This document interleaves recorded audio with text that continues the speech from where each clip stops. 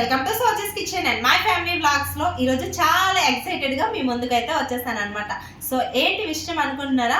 చాలా సంవత్సరాల నుంచి వెయిట్ చేస్తున్నా ఆ గూగుల్ పిన్ అయితే మన ఛానల్ కి అయితే ఫైనల్ గా వచ్చేసింది. అలాగే మానిటైజేషన్ కూడా అయిపోయింది కదా.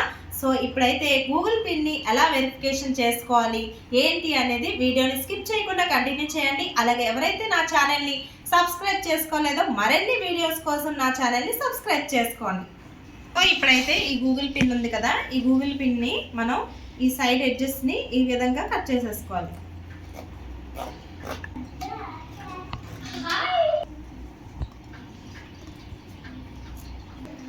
సో ఇప్పుడైతే ఈ ఎడ్జెస్ అంతా కూడా కట్ చేసేసుకున్నాం కదా. కట్ చేసిన తర్వాత లోపల మనకి ఈ విధంగా యువర్ పిన్ అని ఉంటుందన్నమాట. సో ఆ పిన్ అనేది ఇప్పుడు ఎంటర్ చేసుకోవాలి.